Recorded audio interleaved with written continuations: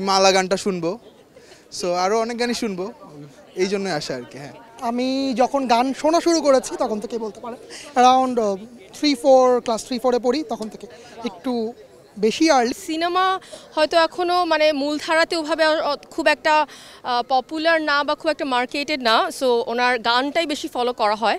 Cinema যে একজন দেখা হয় না তা না, অবশ্যই মুভিটা বের হওয়ার পর যদি হিট হতো বা 10 জন কথা বলতো, মিডিয়াতে দেখতাম, তাহলে অবশ্যই দেখা হতো।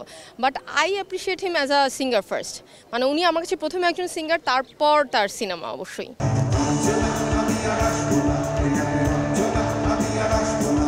আমি ওনার গান শুনেই বড় হয়েছি, আমার কাছে গানটাই টানে। তবে উনি মনে হয় সব কিছুই পারফরমেন্স ভালো করতে পারবেন, আর ওনার গানে সব কিছু ইমোশন আছে, বৃষ্টি নিয়ে গান আছে, সবচেয়ে বড় কথা বেলা বসে যে গানটা, এটা তো অসম। বেলা বস গানটা আর কি ভালো লাগে, শুনছি অঞ্জনাতে ওই গানটাই শোনা হয়েছে। আমার মনে হয় যারা জীবনে প্রেম করে একবার, সবারই সাথে বেলা বসের একটা সংযোগ অবশ্যই আছে। শুধু একটিবারের জন্য একটু দেখা। অঞ্জনদাতের গান শুনে বড় হয়েছি, ওদেরকে সব জায়গায় নিয়ে যায়, যেহেতু ওয়াই নট, বাবা মার যে নস্টালজিয়া সেখানেও নিয়ে এসেছি, এবং ওরা শোনে অঞ্জন দত্তের গান, গায়ও অঞ্জন দত্তের গান, খুব পছন্দ করে ওরা অঞ্জন দত্তের গান।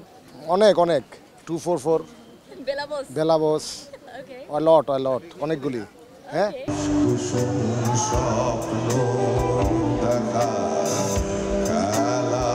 প্রভাব হচ্ছে আমাদের 90s-এর সময়টা যেটা, সেটাই একটা বিশাল প্রভাব, কারণ আমরা ওর গান শুনতে শুনতেই আর কি বড় হয়েছি, তো বুড়ো হয়েছি, দ্যাটস রাইট। কারণ যখন শুরু করেছি বয়সটা বেলাবসের জন্য, বেলাবস শুনতে শুনতে প্রেম করা, বিয়ে করা, লাল নীল সংসার শেষ হওয়া, সব এখনো শুনি। চুপ করে কেন কি বেলা তুমি কাঁদছো?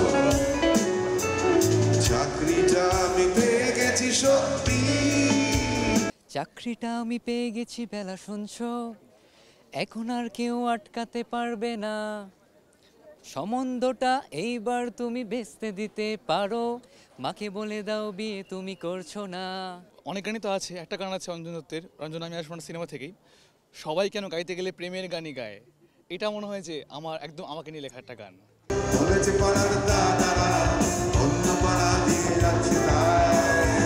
ওয়েল অফকোর্স, যদি আমাদের দেশের গান যদি ওখানে বাজায়, ওখানে মানুষজন শুনে, অবশ্যই আমাদের জন্য পজিটিভ ইম্প্যাক্ট, মার্কেটটা আরও বড় হচ্ছে, সো সেক্ষেত্রে আমরা লার্জার মার্কেটকে আমরা অ্যাট্রাক্ট করতে পারতেছি আমরা। But at the same time we should also keep it mind যে আমাদের এই টার্গেট করতে যে আমাদের আবার আমাদের সংস্কৃতি, আমাদের গান আবার হারায় না যায়, এটাও আমাদের খেয়াল রাখতে হবে।